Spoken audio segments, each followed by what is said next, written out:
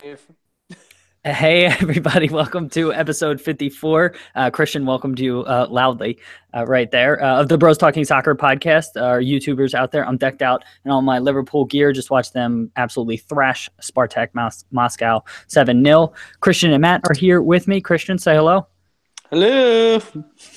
Matt, say hello. Well, Hello. wear my Matt Liverpool is Santa hat today. There you go. Woo. Matt is having some issues with his Wi-Fi, so he is on data, and we got our family plan notification that we have only 25% data minutes left, so we got to jump right into things and hopefully tear Oh through my this God, you quickly. just said data minutes. Isn't that what they are? Oh Whatever, my data. It's not God. data minutes. All right, all right. I'm old. I Mom know. calls them data minutes. You know what they call them, data minutes, and it always throws me off, and that's what messed me up. Oh my God. All right, people. We are cocked, locked, and ready to rock. All right, you guys good? Yeah. What's up, everybody? Welcome to episode 54 of the Bros Talking Soccer podcast. As always, my name is Dave Knittel, and I'm here with my brothers Christian and Matt to discuss stories from around the soccer world. Christian, how you doing today? I'm fantastic. 7-0 win today for Liverpool, and it couldn't be flying higher than that. Absolutely. It was a good day. That was a fun match to watch. Matt, how are you doing today? I'm doing pretty well, Dave. Getting ready for finals. I watched the Man City game on the Facebook live stream. It was pretty much what I expected. I mean, we didn't play anybody. We didn't get anybody injured. So, I guess that's good for the Derby this weekend. That's a success. I'm doing well, guys. Thank you, as always, for asking. I am decked out in my Liverpool gear, pumped for that match. Excited to make dinner in a little bit, but let's get into the podcast here first. And before we get to that, Christian, do you have a trivia question for us and the listeners? I do have a trivia question. The trivia question this week is in relation to the Champions League, which ended today. It is how many goals? The group stage ended today. Okay, sorry. The group stage, the first important part of the Champions League. I apologize, everyone, for confusing you. The group stage ended today. Do you guys know how many goals were scored in the group stage? It was a record. I do not. Matt, do you happen to know? I'm trying to think of how many games there are. Okay, but we will think on that as. Do you want me to tell you how many games there are? No. We'll do deductive reasoning. This is a good interview practice question for young Matthew, and at the end of it, we will at the end of the podcast we will give our guesses, and then Christian will reveal the answer. Before we do that, though, let's get to the podcast here. And wait, I want to just Matt. You have to use star approach to every question Dave asks you. Yep. So before we get to that, let me quick tell you about Fan Futsal. So I am the founder of Fan Futsal, which is a simplified fantasy soccer website. We have you select teams, 5 teams instead of 8 to 11 individual players. The only scoring elements are match scores. So you only need to follow kind of what's happening in the matches generally. We make it super easy for all soccer fans to play Fan Futsal. So go check that out, fanfutsal.com. We have tournaments on there as well as weekly games. So it's a lot of fun, and you should definitely go check it out. If you're listening to this, you like soccer, so you'll like Fan Futsal. With that, let's jump into our first topic here. And for those of you that may not know, the World Cup draw was last weekend. It was last week on Friday, and lots to talk about. Unfortunately, the U.S. is not included. But Christian, let's start with you. Before I give all of the groups and everything like that, just who do you think are the favorites to win the tournament? Ooh, that's a tough question. Doesn't have to be one team. It could be a group of teams. Okay, well, that's fair. I think Germany's coming back in. Very, very, very strong squad. They have incredible depth. They won the Confederations Cup without any of their players. So that just proves how deep they can actually be. But I do think it's going to be a European team this time around. I think France are also incredibly strong and deep. I don't know if they have the talent or I guess the experience yet. I know they have the talent. But they went to Euro it's going to be finals. interesting to see. I know, but I still just don't know if they're ready for this level. I know a lot of them are playing at high level, but I don't think they have enough international experience yet. And if I had to guess someone out of Europe, it would be between Argentina and Brazil. I think they're also incredibly strong squads. Argentina, I know they struggle, but they have performed well in the past couple of World Cups, and fair enough. We'll see how they do. Yeah, Argentina seems a little bit of a mess from my perspective. But Matt, what do you think? Who are your favorites going into this tournament here? I would say my number one, my favorite would be Brazil to win the tournament. They just absolutely ran through South America qualifying, and I don't see Neymar. I feel like this is his time to perform in a World Cup. I mean, he did last time and then got hurt. You don't know how that game could have gone against Germany last time with Neymar and Thiago Silva. I mean, I assume Germany still would have won. Yeah, it just may not have been 7-1. 7-1. Oscar did get that it was one. that 90th minute. A consolation, goal. yeah. Yeah, so I think Brazil is going to be my favorite. They got Gabriel Jesus. They finally got a striker now. Do you like Jesus? I didn't know that. I didn't know that. Yeah. You think he's a good player? Best player in the world, Jesus. And let me see. France, I think, has a chance. Belgium has a chance. Germany. I think those are probably my top four. Okay, so all the kind of stereotypical favorites. I personally think France. I like France's chances. They made it to the final of the Euro final in 2016 at home. They have players playing all over the best teams in the world, and Pogba is one of the best players in the world. Conte I think is one of the best center midfielders, and they just have talent all throughout that roster. I think Germany, they are so strong and deep, but and you never want to bet against them. So I think they'll definitely be contenders, but I'm just somebody that believes in, I just don't, I think it's so tough to replicate in back-to-back World Cups, continued success. And I just from a standpoint of, I would just be surprised if they were able to replicate it. So for me, I kind of lean a little bit more towards France. But for those of you out there who may not have seen it, I'm just going to give a quick rundown of the groups, and then we can talk about them really quick. So Group A is Russia, Uruguay, Egypt, and Saudi Arabia. Obviously, the tournament is hosted in Russia. Christian, thank you for that. Group B is Portugal, Spain, Iran, and Morocco. Group C is France, Peru, Denmark, and Australia. Group D is Argentina, Croatia, Iceland, Nigeria. Group E is Brazil, Switzerland, Costa Rica, Serbia. Group F is Germany, Mexico, Sweden, South Korea. Group G is Belgium, England, Tunisia, and Panama. And Group H is Poland, Colombia, Senegal, Japan. So, I'm sure everybody really appreciated that just list, and I'm sure you all have it, spot clear in your mind. But guys, who do you think are the strongest groups? Matt, who do you think are the strongest groups out of those ones? The strongest? That's a little bit tough for me. I mean, I think from top to bottom, the Germany group with Mexico and Sweden, I think that's just interesting, more competitive. To see who that second team out of the group is going to be. I feel like it's pretty evenly distributed, this World Cup draw of teams you think, going into the tournament. Obviously, it's not going to go perfectly the way you see it, but the way I see it is there's a clear two favorites in pretty much every group. So I think of Mexico and Sweden. I think that's going to be my most interesting matchup to see who comes out of that group. Okay. Christian, what about you? Strongest groups from your perspective? I'm a little let down with this draw. I always look forward to seeing what the group of death is going to be. And for the first time, maybe ever, we don't really have one. I would say the toughest groups are going to be B, F, and G. So B, I think that Portugal-Spain match, which is going to open up Group B, is going to be a really, really high flyer with the Iberian Peninsula rivalry. Yeah, look at that. Yeah, wow. Somebody's a world traveler. That's going to be an interesting matchup. I think that they really do have a rivalry there, and they've met in, the 2010 World Cup, and then they met in Euro as well. So there's a lot of history there, and most recently in this past couple of years. I think that the Group F with Germany, Mexico, and Sweden is also going to be very interesting. I think that is the most probably competitive group and doesn't really have a true second favorite team. I think Korea is underrated as well. I think they're a pretty strong squad, always coming from Asia. It'll be interesting to see how they compete with Mexico and Sweden. I think Germany are the runaway favorites for that group. Yeah. And then Group G, Belgium and England, I think, to wrap up that group is going to be very interesting to see who gets that number 1 or number 2 spot, assuming that they do win their games that they should win against Panama and Tunisia.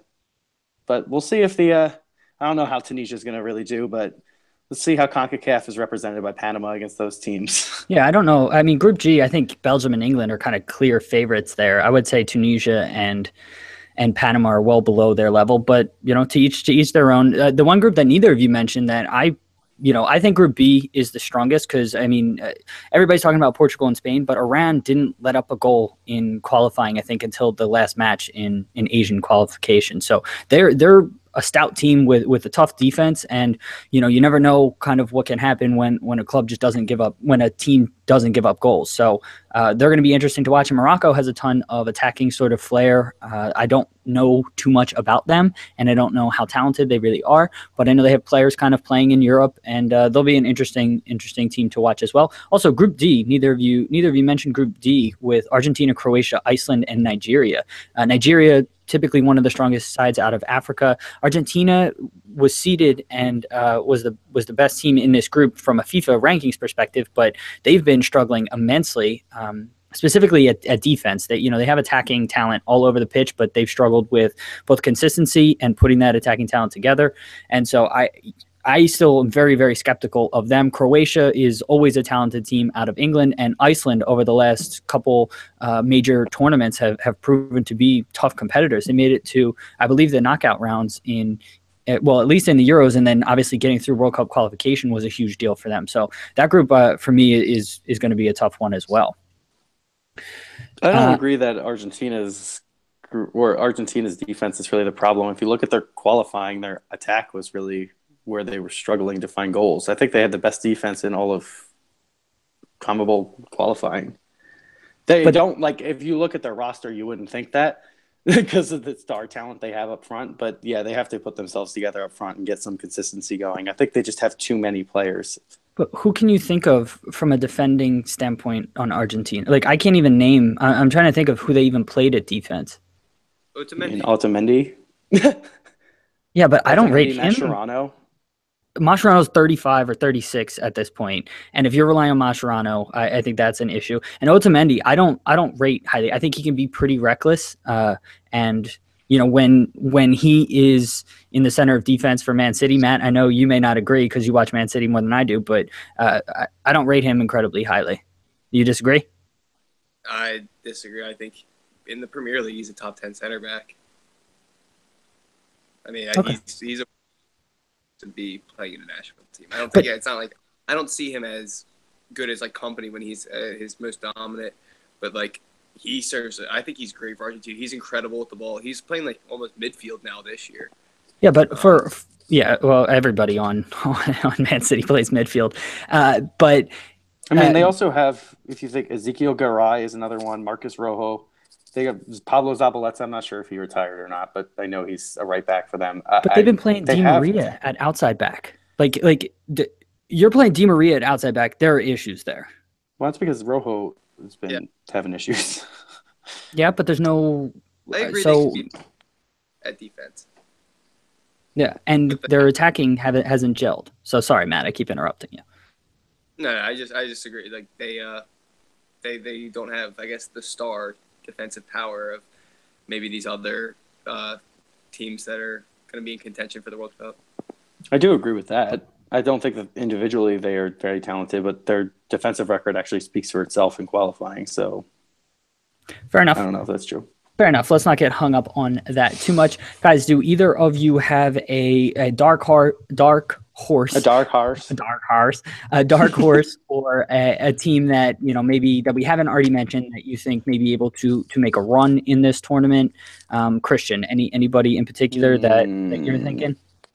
So I'm just taking a quick look again. I think I have an idea of who I want to say. You can go first. I mean, I can go while you're thinking. I mean, for me, I think as ridiculous as it might sound, but it might be England. I mean, they're none of us have said that they're a favorite to win this tournament. They have proven at the youth level. They've won the U17 World Cup, U20 World Cup, and perennially, I know their media likes to blow up and hype up their team and their favorites for every tournament, but I think a lot of people are sort of discounting them, and this may be the time where they sort of step up and could make a decent run for the first time in a World Cup in quite some time. So as ridiculous as it might sound, I think England may be one of the dark horses to make a run here. Christian, you really think that they're a dark horse?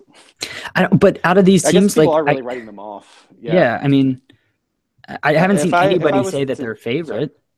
Yeah, no, I agree with that. I don't think many people do think that. They have a very favorable draw, though, and if they do get out of their group, their round of 16 matches against the winner of the Poland, Senegal, Colombia, Japan group. So if they win that, they play the second team from there, and that's That's a pretty another strong. pretty simple game. No, That's I not. wouldn't say that's a strong group. I would say that that's a fairly strong group, but I mean, I it's don't know. average. I It's think all those average. teams are below them. I Yeah, think England have England more. would be the favorite if they played any Yeah, of those teams. Correct. yeah, exactly. So even if they finish second, they're probably favored to win that game, and it'll be interesting to see where that gets them to lie. But if I was to pick a team, I actually am very high on Croatia, and coming out of that group, I think they would be pretty set up if they were to either win or come in second in that group.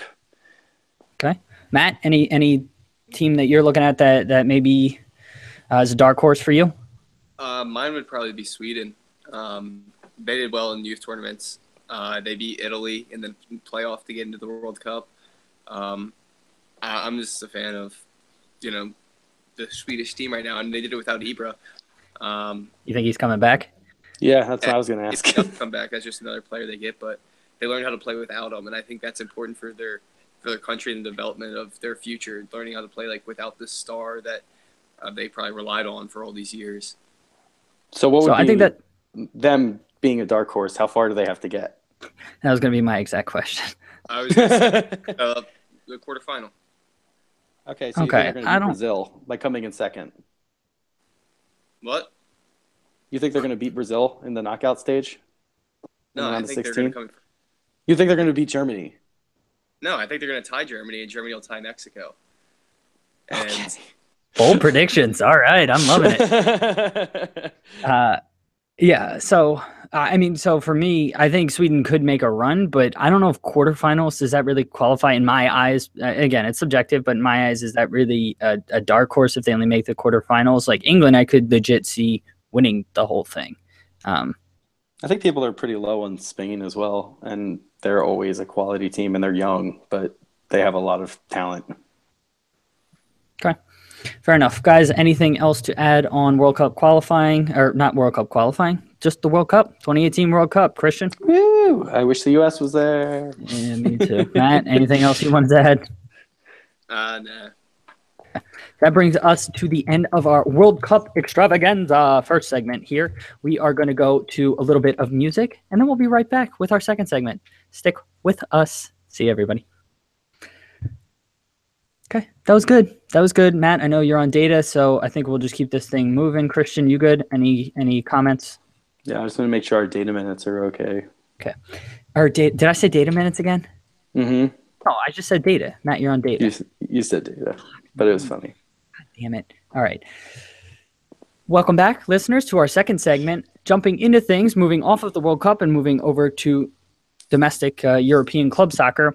Allardyce and Pardew are back in the Premier League, as well as Roy Hodgson's back and David Moyes as well. So, Matt, what are your thoughts on Allardyce and Pardew ending up back at Everton? Well, not back, but ending up back in the Premier League and ending up at Everton and West Brom, respectively. Are they the right appointments?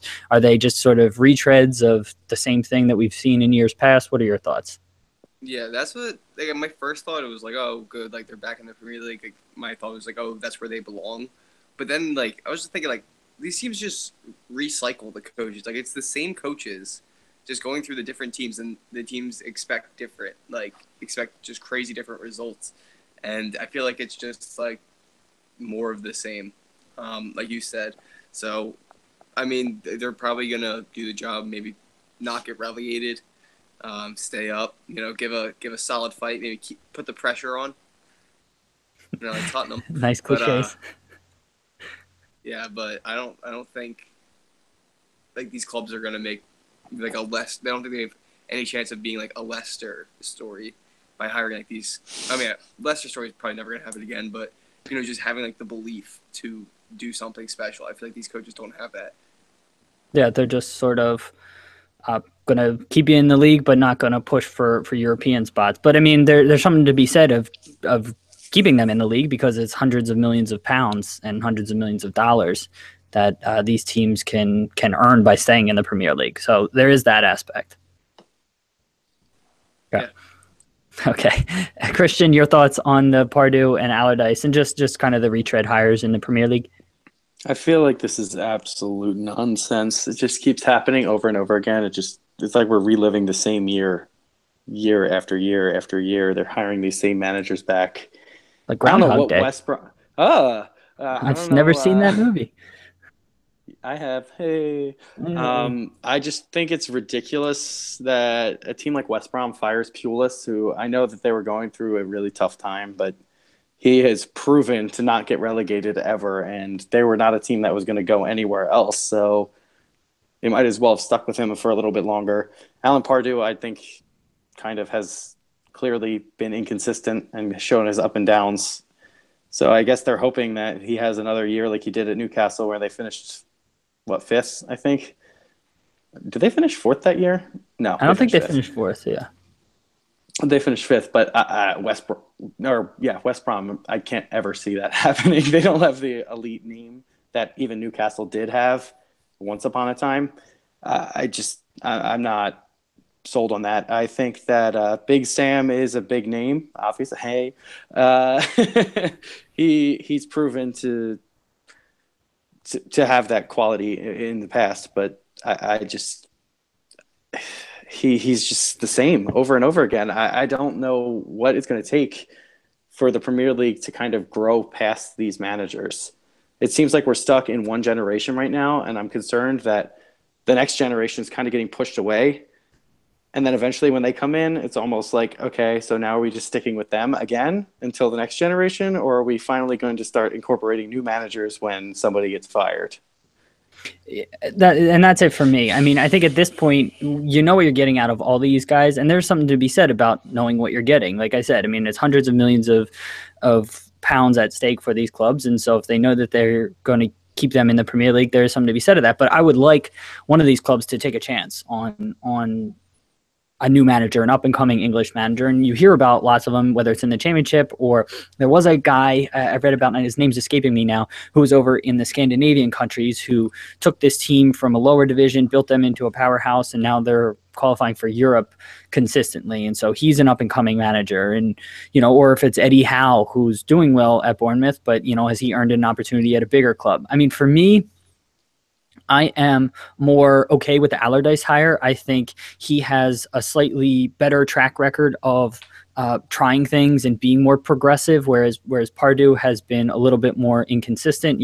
Allardyce, rightfully was terminated from his England job. I mean, it was unfortunate circumstances, but he earned, the chance to manage England, and he had done well in the past, and he was one of the first managers in England to sort of use analytics and go on that front. So he is somewhat progressive, and a lot of times he gets a bad rap, getting lumped in with like Pulis or somebody like that. So for me, I'm more okay with Allardyce, but the Pardew and really just all these guys, or like Roy Hodgson, who's 70 years old. I mean, God bless him, but like you would like to think that Palace could have found a different manager. And so for me, what the hell is Brendan Rodgers? Or Brendan Rodgers is Celtic now. Never mind. Yeah, and he's doing really well with Celtic. Sorry, I just knew he wasn't employed for a while. I forgot he went to Celtic. Yeah, or like, I mean, not that they could get him, but I'm sure like Tuchel or somebody. Like, I know that's a crazy name, but like Everton legitimately could have gone after him. They have players. They had their. What is Klinsmann doing? Klinsmann, last I heard, maybe coaching Australia at the World Cup. So that's the latest rumor that I saw online. So alrighty then. Yeah. So we'll see about that. Let's stick in England, but move to talking about some players, and let's talk about Cesar Azpilicueta, or as Chelsea fans like to call him, Dave. He started 74 straight matches before their most recent match against I can't remember who they played, but it was midweek last week. But Antonio Conte left him on the bench for the first time in 74 matches. Christian, first off, did you even know that this streak was going on? And second of all, do you have any comments about it? Did you always pronounce his name Conti, or was that just a one-time thing? That was a messed up thing. Yeah. So I tried to push through it, but thank you for calling me out on that. Yeah. Sorry, I didn't hear anything you said after that. Okay. So thanks for paying attention here. He had 74 straight starts. Were you aware of Dave's streak? And do you have any comments on it? I'm aware of Dave's streak of speech errors during podcasts, but I did not realize that. I know he's pretty consistent, and I can't obviously remember a game where I have not seen him play for Chelsea. So it does make sense, but I never really thought about it and I didn't read anything about it. 74 games for an outfield player is very, very impressive. And that is a long streak. Yeah, like I don't understand how nobody talked about it until it was over. Like I had absolutely no idea that this was even going on, and it's incredible, especially for an outfield player in a league as physical as the Premier League, when matches kind of are condensed in a tight space, especially around the holidays, and they play with cup matches, and Chelsea's a big club. Yeah, they weren't in Europe last year, so maybe that contributed to him getting all those starts as well. But for me, it was incredibly impressive and probably should have been more lauded because it kind of went under the radar. And especially for a Spaniard in the English league, they get a rap for being a little soft from where they're from. So it really is impressive that he has that consistency and that physicality. Absolutely. Matt, your thoughts on Azpilicueta's streak? Yeah, I actually did hear about it, like, I want to say a couple weeks ago because I saw something on Twitter, and I'm not sure if this is confirmed or not, but did he play, like, every minute of the Premier League since, like, Conte's taken over? Well, he must have. No, he could have been subbed. I don't know. I don't know the answer to that question. Yeah, it was just starts. Okay. Yeah, I think I saw something like he's played, like, every minute of Premier League games that since Conte took over. So, like, that's just incredible. Yeah, I mean, consistency. I mean, he moved from outside back, like both outside backs to center back. He play anywhere along the back line. And I think it's impressive what he's been doing at Chelsea. And, they did incredible last year, and they're doing, pretty well this year. And I think a lot of that's due to Azpilicueta. Absolutely. So yeah, so congrats to him. Hopefully, he starts another streak coming up here because he's a really talented player and likely one that flies under the radar for a lot of people. Talk about one more thing in England here, and this was something I was watching live. Christian, you and I were actually on the phone while this was happening, and I was extremely confused. But I was watching Man City versus Southampton, and Man City, it was 1-1 up until I think the 96th minute. Raheem Sterling scores a ridiculous goal to give Man City the victory. Match ends at the kickoff, basically last kick of the game. Afterwards, Pep's going around shaking different people's hands, and the camera cuts to him and Nathan Redmond having some sort of exchange where Redmond's got his head down, is trying to walk off the field, and Pep keeps pushing him in the chest and looks like he's yelling at him. Now, everybody was going crazy after this, thinking Pep was confronting him. It came out after the fact that Pep was being complimentary towards him, saying that he should have kept attacking. Why did he change and all of that? Matt, what was your take on Pep basically coaching up another player right after he lost and all of that? Yeah, I think it was just a little weird. I mean, it was just probably like a spur of the moment thing there. Yeah, Christian's over there drinking. Yeah.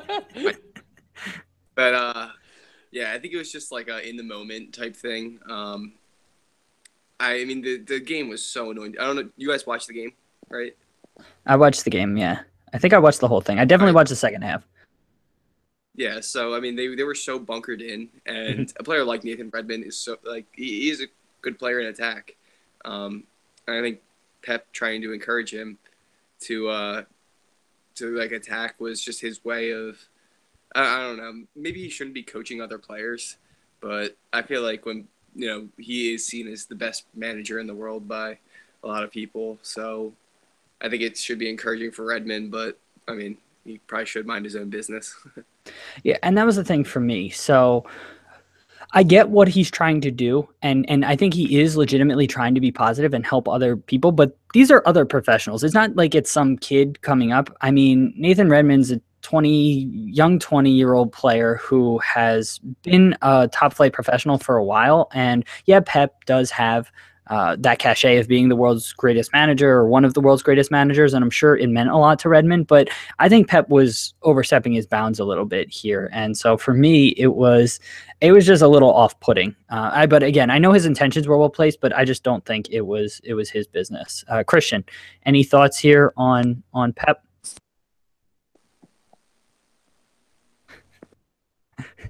Christian, you're on mute. Christian?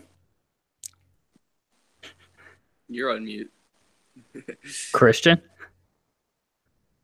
Oh my goodness. Every week. We can't get through 1 week without somebody having an issue. Where did he go?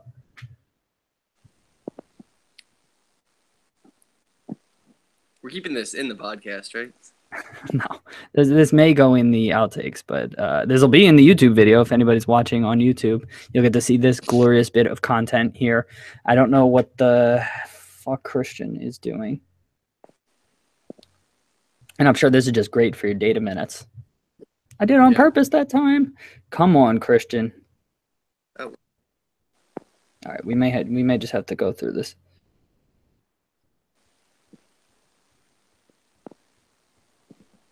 Oh my fucking God. All right, I'm just gonna eject them and try to invite them again. I'm right here. No, not you. Oh. Bye. Oh. You're responding to my text. All right, sorry people if anybody's actually watching this. We'll be right back in a jiff with Christian, hopefully here. Probably not. Yeah, probably not. All right, what do we give him? Like, my headphones are broken. Okay. Hello. I'm not using them anymore. Okay. This is stupid. Just try to get closer. It just fucking. Okay, how's my? Your sound's good, Matt. Actually, both your sounds fine. You don't have to get too close, Christian. Actually, you sounded fine there. Okay. Just don't go too far away. All right, so I'm gonna cue you up again.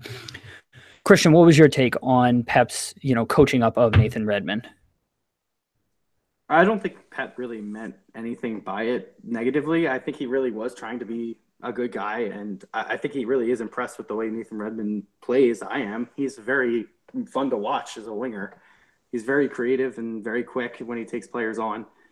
And Pep does have a point saying that, but I think after somebody loses, that is not the way to go about it. He could have handled that in a much better way instead of shoving the player and trying to pump him up again.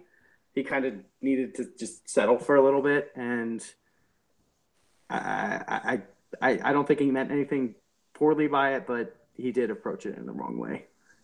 Yeah, I'd agree with that as well. Matt, anything else to add on this topic?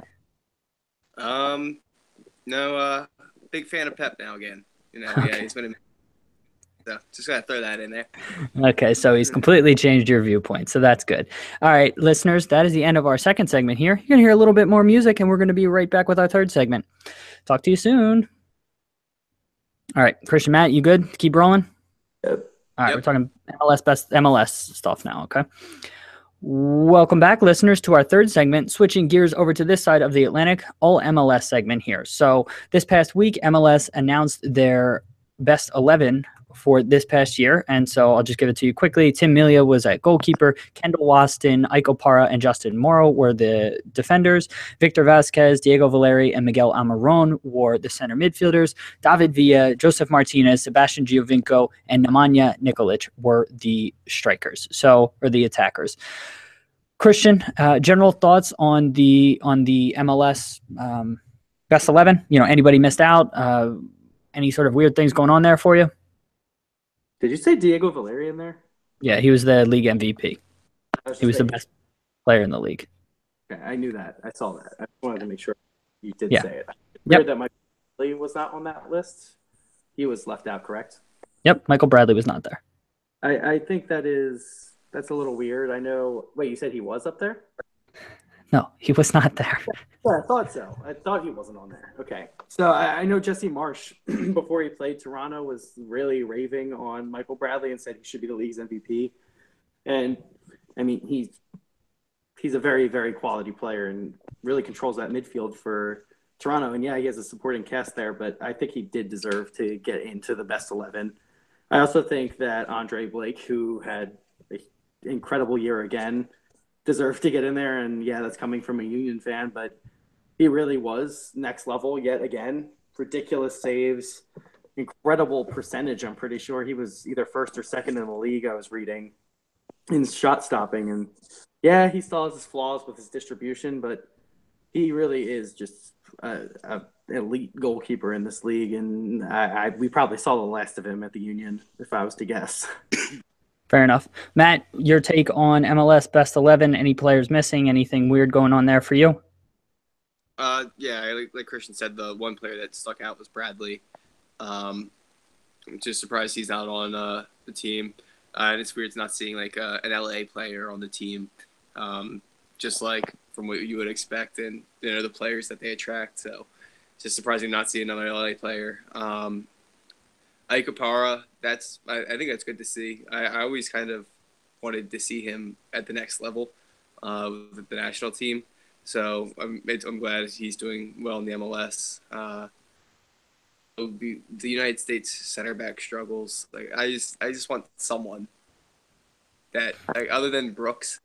Like I just need a pair that can just hold down the national team. I feel like every other national team has 2-3 center backs that they can rotate, just rely on all the time, and we have one right now, and it's just frustrating.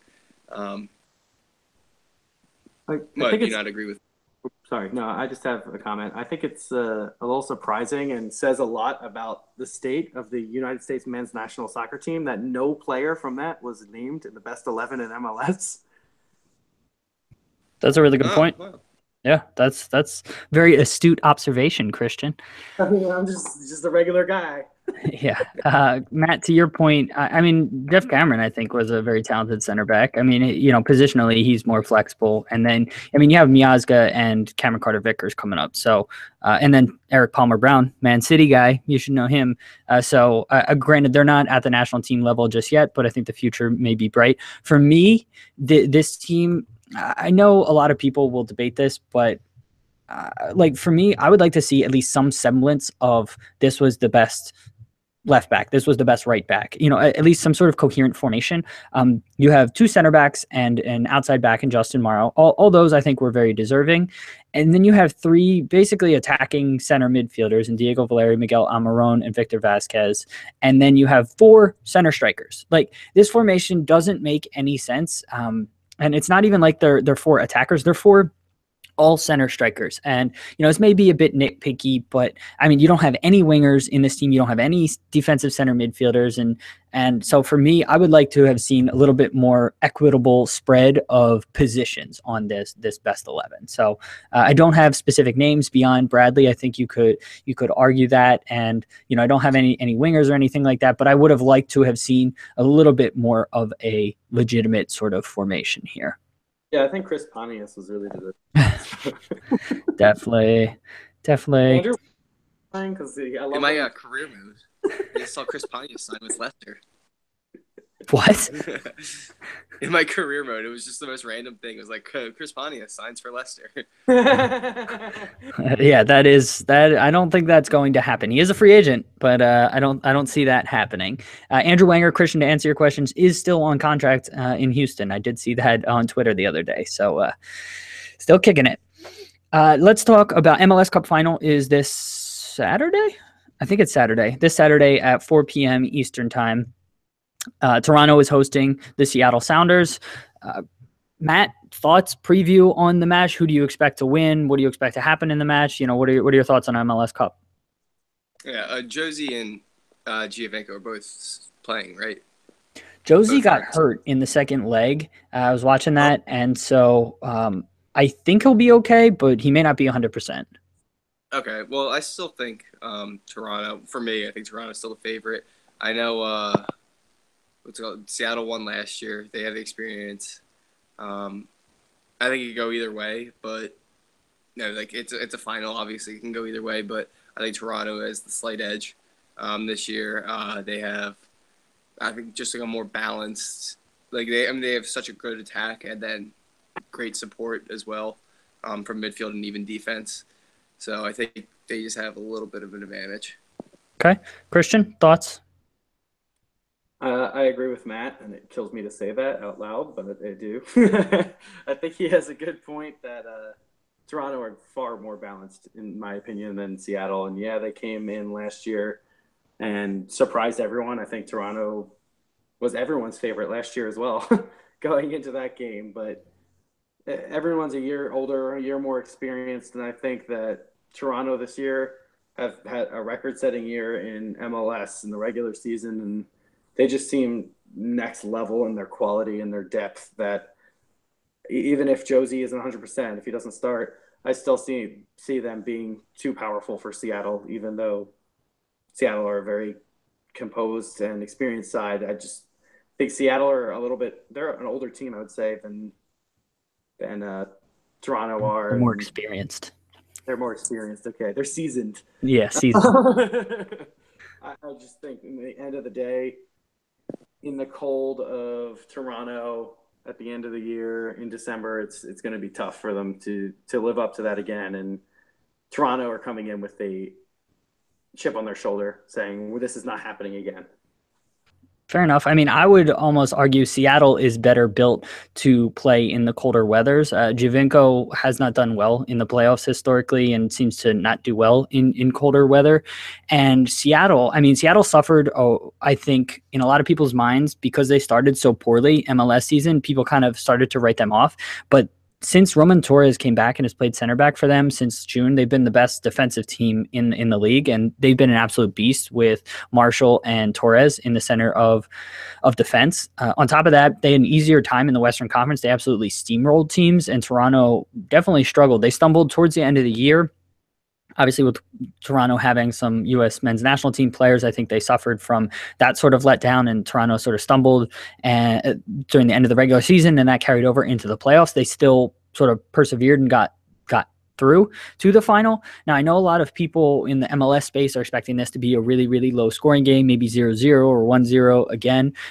Every time, in my experience of what you expect to happen in MLS, the exact opposite happens. So even though my instincts are telling me low scoring game, both clubs have really, really good defenses, I think this ends up being 4-3 or 3-2. And ultimately, I think Toronto does eke it out. I mean, part of me just kind of wants to see Bradley and Josie win. I think that they've just been getting so much abuse. And yes, I am upset at the U.S. men's national team failing to qualify for the World Cup, but I think it's somewhat unfair to put that and lay that blame at their feet solely. There were plenty of people responsible for it, and they seem to be taking most of the ire of the fans. And so from my perspective, I want to see them kind of take home the title. And it's always, it'd be interesting to see Toronto, who's the best team statistically in MLS history, take home the championship and sort of cement that status. So that's kind of my perspective on the final. Guys, anything else to add on MLS Cup? Nope. No. Okay, let's talk last bit of news today, December 6th. The 4 expansion candidates for the next round of MLS expansion presented in New York City to the MLS owners. It is Nashville, Sacramento, Cincinnati, and Detroit or Detroit. Christian, thoughts on which of those cities is most likely to get expansion, which ones you would want to see of those 4? Which 2 are you excited about and looking to see get in? It's definitely pronounced Detroit. Detroit. I want to throw that Qu'est-ce que out. c'est? So it was Cincy, Detroit. You said Sacramento, and what was the last one? Nashville. Well, I definitely don't want Michigan or Ohio to have another team. So, well, unfortunately, Ohio may be losing one of their teams. That's a different topic for a different day. But save the crew. Hashtag. You can say unfortunate. Christian, please get closer to the mic. It's tough to hear you. All right. Well, okay. It's unfortunate for you. It's not unfortunate for everybody. So I think that it'll be interesting to see where the teams fall. I think California has, 2 teams? They're about to have a 3rd team. If they add a 4th team to that state, I think it's a little unfair to a lot of the teams in the middle of the country that may be starving for a soccer team or somebody to support. There's 80 million people in California, though, so there's that aspect. Yeah, I understand it's a market for them. And Sacramento, what do they have, the Kings? Do they have another team other than that? I'm not sure, to be honest. I think it's just the Kings, though. Okay. Well, they could always, I guess, use some more teams, and it'll be nice to get into a market like California. But I just think it'd be more of a plus for them to get into the Midwest. And although I always make jokes about Ohio and Michigan, I think it would be really good, especially if the Crew do move, for them to go to Cincinnati. I think it'd be huge. I know that they had that game in Cincinnati for the Open Cup where they had a huge crowd, right? That was in Cincinnati, correct? Yep, that was correct. Yeah, and you never know what could happen. If you get that type of crowd out all the time, it would be a worthy market for them. And Nashville is a really interesting option. I would really like to see that. Another team on the East, and I just don't know much about how big of a soccer market it is there. I know how huge in the music industry, and I know they have the Predators, but I don't know how big they are into sports there. Okay. So which of those two are you saying that you want to see? Which of the two do I think it's going to end up being, or which do I want it to be? Both. Okay. I think it's going to be Cincinnati for sure. And I'm going to guess Sacramento if I was Okay. betting. And who do you want? So that's what you think it's going to be. Who do you want? Who would you rather? Top two that you want. Nashville and I guess Cincy. Okay. Matt, same question to you. What do you think of these four expansion candidates? Who do you want to see in, and who do you think will actually get in? I think Nashville is the most interesting choice. I've been to Nashville a couple times. And just like, I guess Christian's saying he doesn't know the market, but I don't think it's necessarily a hockey market. And they love the Predators. I mean, the stadium's right downtown for the Predators. I don't know where they would build the stadium for soccer. I believe it's downtown. They have a site already set up. Yeah, so I mean that also helps out. Like, I don't even want to get started with Philadelphia being in Chester, but it's a little frustrating. So I think a good start would be having your stadium in the city part of the city. And Nashville, yeah, like I said, you wouldn't expect it to be a hockey market, but they love the Predators. It could be that they're good right now, the Predators. And when I went, the Predators were also good. So maybe that's why they rally behind, teams. People want to see teams that are winning. But I think it has a growing town. So I think that's a good place to. Okay. So Nashville. So we got Nashville. And Yeah, Nashville. who else do you think? Oh, I have to do two? Yes, they're doing 2 rounds of expansion right now. So 2 of those 4. Probably the Cincinnati, Okay. if I had to guess. That's who you want to see, or that's who Yeah, Emma? yeah, probably both. I mean, because if they can draw a crowd like that. Oh yeah, so would they just promote the Cincinnati? Was it the USL team? Is that It's how the it same ownership group. Yeah. So the ownership. So technically, from a business standpoint, I think the FC Cincinnati would dissolve and they would be recreated, or it's not an exact promotion, but it's the same sort of ownership group. So like the fans should just like pretty much transfer to this new club. Correct. It's not like they're. Then yeah, I think that's going to be a great way to set it up there. Okay. So from my perspective, I think Cincinnati and Sacramento have earned it from the standpoint of how they've done in the lower levels. Nashville has, I believe, a 3rd or 4th division team that they haven't supported, but they haven't exactly proven it so far. Now, having said that, they have hosted national team games and proven that they've been successful there. I think they're one of the strongest soccer TV markets. And they also have one of the strongest ownership groups. The Minnesota Vikings group ended up joining the ownership group in Nashville after they missed out on Minnesota United. So I think they're really strong. Sacramento, again, has sort of proven it. They have a strong ownership group. Detroit is, I think, the least likely to get it. They have an incredibly strong ownership group with a ton of billionaires involved there, but they want to play at Ford Field now. And they also are sort of in conflict with Detroit City FC, which is the 4th division team that has really good grassroots sort of marketing, but they don't want anything to do with MLS. So I think Detroit's probably the least likely. And Cincinnati, I think, has proven it at the lower levels. But with everything going on in Columbus, I think it would be stupid for MLS to award a franchise to Cincinnati right now. So having said that, I think Nashville and Sacramento are the 2 that end up getting in. And those are the 2 that I think I would want to see. Guys, anything else to add on this topic or any of the other topics we talked about? Christian? I do not have this topic, but I do have one on another topic that happened yesterday in the Champions League game between. Okay, we're running a little long, so let's make it quick. It is a quick one, so Good. why don't you settle down over there? Okay. I think it was hilarious that the Bayern Munich fans, when Neymar went to take a corner, were throwing money at him just to show what a person is for going to PSG. Okay, Matt, anything you want to add? No.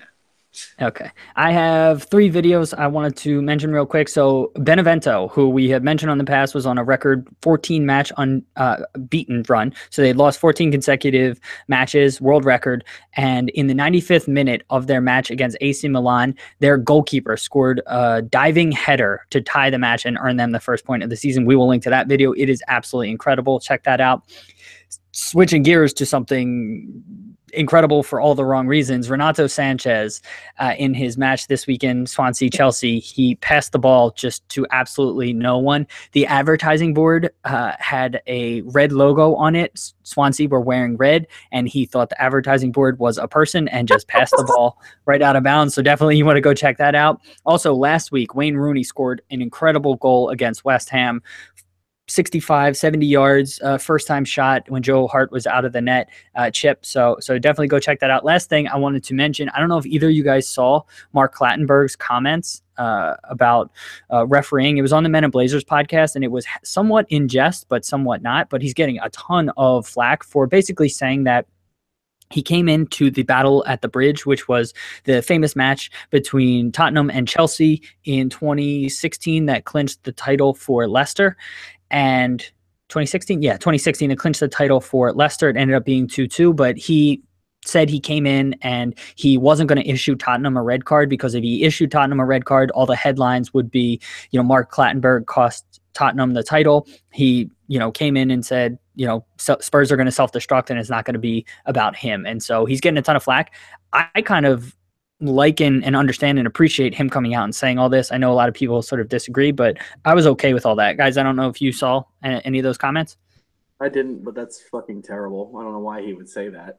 There's no reason for him to open up about it, even if he did come in that way. Why? Why? I like hearing it. You're pressed for that, and there's no reason you should be going into a game that way to begin with.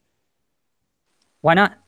There are rules of the game. You're not going in to prevent yourself from getting negative media attention. You're supposed to follow the laws of the game. That's kind of BS. So it is, because you're saying everyone should follow the letter of the law exactly, and that's not the case. Really, the best refs, the best policemen, the best anybody in a position of power, it's interpreting the law for using common sense and interpreting it, especially in the entertainment business, for what would be best for the product. And so for him to send off a bunch of what was best for him, not what was best for everyone. I think it was best for the match too. Okay, agree to disagree. Matt, thoughts on this? Yeah, I saw where he tweeted something about it, so I was like, what do I let this guy talk about? But he's retired now. I don't have a problem with him coming out and saying he's not refereeing the Premier League anymore. He doesn't have ties to it, so I was fine with him saying that. I'm trying to think of the game. Was that the game where it got really out of hand? It got out of hand. He issued 9 yellow cards, but no red cards. Yeah. I actually was watching the highlights of that game the other day.